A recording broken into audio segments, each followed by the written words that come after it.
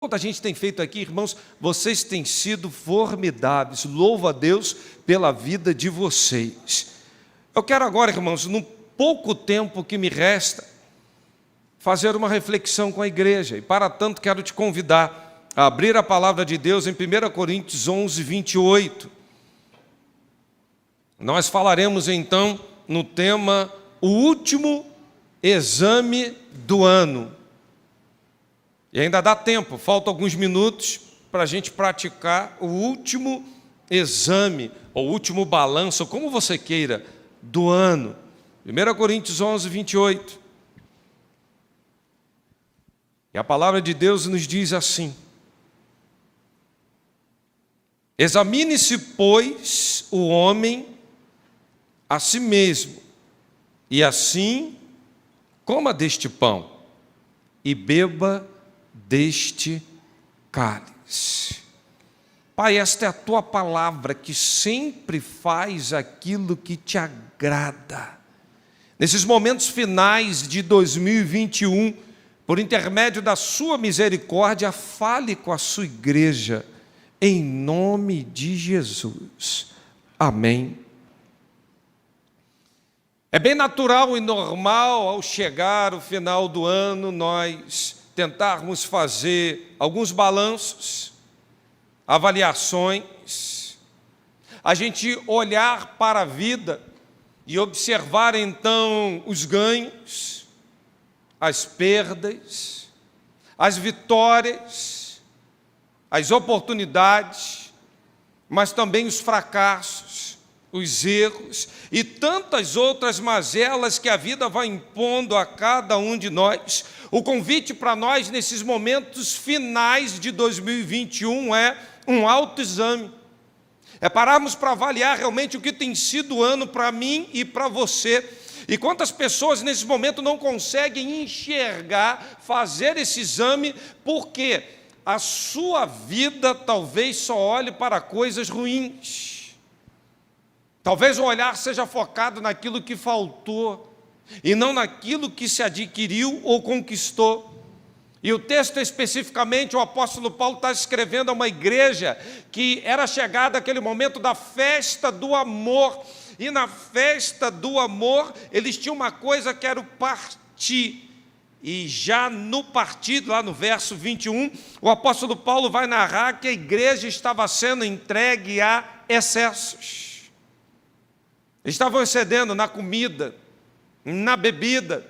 E fim de ano, está aí uma coisa que a gente gosta de fazer, é se entregar a excessos.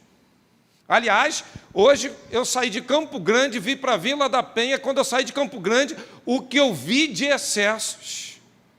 Quando eu fui entrando no condomínio aqui, já vi outros excessos também, a começar pelo som. Algumas casas com aquele barulho, aquele volume alto, já eu observando. Hoje o povo está entregue a excessos. Quantas pessoas embriagadas nesse momento, quantas pessoas que perderam a lucidez, perderam a consciência daquilo que podem, deveriam fazer, e sem conseguirem realizar um autoexame. Lá no verso 21 vai dizer que eles também comiam demasiadamente. Irmãos, o que eu ganhei de panetone nesse final de ano, falei: Jesus, se eu tiver que comer isso aqui tudinho, eu sei que eu vou ganhar alguns quilinhos a mais. Se é que você não ganhou. Será que o mês de dezembro é um mês propício para quando chegar esse dia 1º, você colocar os pés numa balança e chegar amanhã, falar assim: novamente eu quero fazer esse exercício e verificar quantas arrobas a mais eu adquiri. Porque se tem uma coisa que crente gosta de fazer, é comer, irmãos. Eu já estou vendo gente assim, ó. Se tem uma coisa, eu já estou vendo gente aqui, pastor, sair daqui, já tem aqui, já tem ali, já está tudo preparadinho. E amanhã já está tudo dentro dos conformes para o churrasco. O famoso churrasco do 1º de janeiro. A igreja de Corinto estava passando por tudo isso, e o pior, a glutonaria e a bebedice são obras da carne, está lá em Gálatas. Mas o povo não enxergava isso, e eles então comiam na frente e deixavam os pobres por último. Que momento delicado! E o apóstolo Paulo está convidando, façam um autoexame, sabe por quê? A ceia do Senhor e o balanço final de fim de ano, nós precisamos, irmãos, preliminarmente olhar para trás. E quando a gente olha para a ceia do Senhor, não tem como falar de ceia sem olhar para trás, porque a ceia do Senhor, ela está focada no sacrifício de Jesus lá atrás, na cruz do Calvário. Quando a gente pensa em ceia, a gente pensa o sacrifício vicário, ele se entregou pelos nossos pecados. Por isso, exercitaremos daqui a pouco um memorial em memória de mim. E o que nós estamos recordando? O sacrifício expiatório de Cristo Jesus. Não tem como a gente fazer um balanço, fechar o ano sem olharmos para trás e tentarmos enxergar onde eu errei. Onde foi que eu acertei? Onde eu deixei a desejar? Onde eu fui muito enérgico? Onde eu fui pouco enérgico? Onde foi que eu meti os pés pelas mãos? Onde foi que eu realmente dei aquela palavra oportuna? Estava agora há pouco compartilhando com o irmão Ricardo da minha alegria. Eu recebi uma notícia tão boa hoje, de um sepultamento feito esses dias, e do que o Senhor começou a fazer naquele lugar. Irmãos, é assim, se eu pudesse dizer assim, essa é para aplaudir de pé, igreja, porque é uma obra, mas é uma obra. Minha alma se encheu. Aí eu falei assim, Deus deu a medida certinha, calibrada, ajustada, e o Espírito está agindo. Que coisa boa, irmãos. Como é bom quando a gente tem a capacidade de olhar para trás e enxergar onde acertamos, onde erramos e o que estamos fazendo. Mas é preciso também, nesse momento, tomarmos cuidado, sabe por quê? Tem muita gente muito saudosista, que no momento de virada, de balanço, de um autoexame, sempre gostam de ficar olhando para trás. Você conhece gente saudosista? Ah, porque no meu tempo, ah, porque aqui é assim, ah, porque não consegue enxergar à frente. Você pergunta assim, tá, mas qual é a tua perspectiva agora para o próximo ano? O que está por vir? O que está planejado? O que você sonha? Não consegue. A mente está sempre focada lá atrás. Fala com uma saudade que parece que ressuscita defuntos, histórias e coisas e mais coisas. Tem gente, às vezes, na catacumba que deve estar até se mexendo. Irmãos, é preciso a gente olhar para o passado, mas a ceia do Senhor e o balanço final de ano também aponta para frente, pois a palavra de Deus vai nos trazer um olhar para frente, sabe por quê? O texto vai anunciar, porque todas as vezes que comerdes do pão e beberdes do cálice, anunciais a morte do Senhor, até que Ele venha. Está apontando para frente, é a parousia. Se tem uma coisa que o servo de Deus tem que fazer, meus irmãos, é olhar para as duas vindas de Jesus. Aqui ele veio e aqui ele virá. Uma, ele fez o sacrifício, e a outra, nós devemos desejar ardentemente a volta do nosso Redentor. Quando a gente olha para frente, meus irmãos, que futuro promissor. A nossa vida não está à deriva. A gente olha para os anos que estão vindo, 2022 está à porta, e a gente fala, eu sei que o meu Redentor vive e que em breve se levantará. O fato é que a ceia do Senhor e o balanço de fim do ano apontam lá para frente, apontam para as coisas que estão por vir no mundo tão hostil, no mundo tão difícil.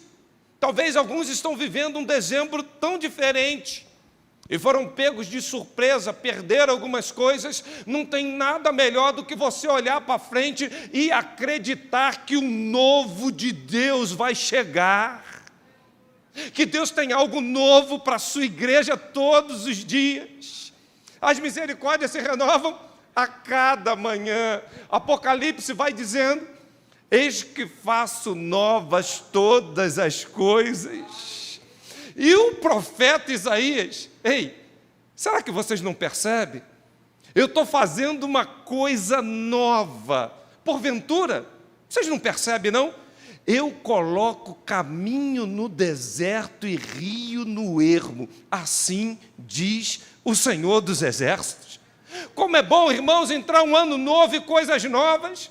Terno novo, gravata nova, sapato novo, geladeira nova, carro novo. Alguns irmãos chamaram, pastor, olha aqui minha aquisição, carro novo. Eu fui entrar para orar, falou assim, fecha a porta correndo para não sair o cheiro do novo, pastor. Falei, amém, irmão. Respeitar aí o irmão na sua, né? Amém, glória a Deus. Mas, meus irmãos, a coisa nova é muito bom. Mas tem gente que fica com aquele velho, aquela coisa encruada, e não consegue perceber que o momento de balanço é o momento de olhar para o novo. Olhe para o novo hoje, enxergue o novo de Deus, tire daquele teu projeto de 2001 o cheiro de naftalina que já vem desde 2010, de projetos lá de trás que vão ficando encroados, sabe? Aí você vai ficando se martirizando e não enxergando que um novo de Deus pede passagem. Amém, irmão? Você quer viver um novo de Deus? Não tem como fazer um autoexame sem a gente olhar para frente e perceber o novo do Senhor. Mas é preciso também a gente saber para onde está indo, para o que está reservado a cada um de nós. Quando a última trombeta soar, o tempo não existirá mais, então todas as coisas temporais acabarão, mas as coisas eternas durarão para todo sempre. A beleza nunca passará, é o que fala em Coríntios 4, 16, 18, também Apocalipse 22, 1 e 2. A nossa herança está reservada, o próprio Jesus falou, filhinhos, eu vou preparar o lugar. Não fiquem preocupados não, eu estou indo à frente, mas o futuro, o olhar para frente já está reservado. Como é bom quando a gente consegue olhar para frente e enxergar que o nosso futuro é glorioso, porque um dia, quando andamos no pecado, e éramos escravizados, o Senhor nos libertou para vivermos uma vida nova, um olhar para frente, e onde abundou o pecado, hoje superabunda a graça de Deus. É graça sobre graça, é um novo de Deus, é algo que o Senhor está fazendo e vai continuar, porque a boa obra que Ele começou é fiel para completá-la até a volta de Cristo Jesus. Amém, meus irmãos? Como é bom quando a gente tem essa visão realmente nesse balanço de fim de ano, olhando para a ceia do Senhor, porque ceia do Senhor também exige de nós um olhar ao redor. Olha o que o texto diz, versos 33 e 34. Assim, meus amados irmãos, quando reunis para comer, esperai uns pelos outros, a fim de não se reunirem para juízo. No momento da ceia, nós estaremos juntos, em um só corpo, em um só momento, tomando do primeiro elemento, depois o segundo elemento. Por quê? Nós esperaremos para que façamos isso juntos. Isso é comunhão. Parece que o crente hoje não consegue mais enxergar isso. E ainda hoje, pastor Pedro, quando eu estava fazendo a inauguração dos espaços, alguns já estavam assim, pastor, inauguração não tem nada assim para mastigar, não?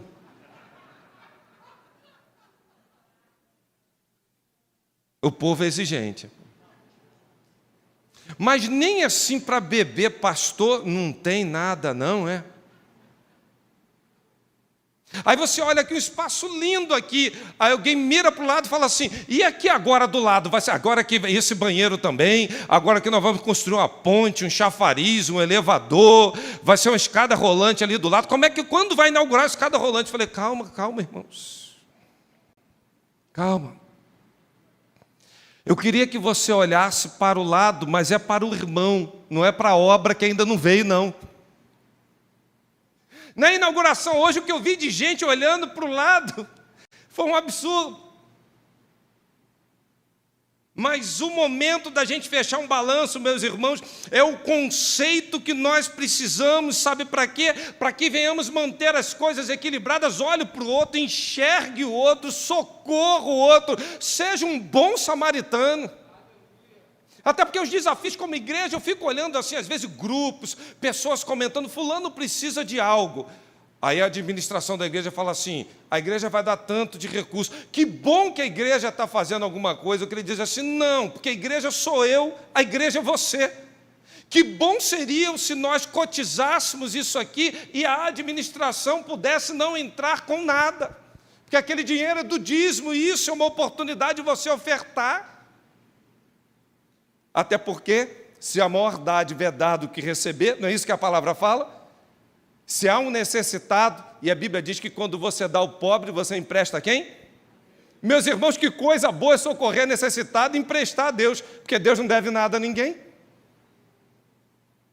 Aí vai para o CNPJ da igreja, igreja sou eu, igreja é você. Quantas oportunidades tivemos em 2021 de apostar no ministério, de apostar em pessoas, de fazer assim, ó, eu vou semear na sua vida, eu vou te socorrer. Quando eu digo isso, irmãos, esse olhar para o lado, é um olhar que não é só o olhar de socorrer necessitado, não, é de honrar pessoas também.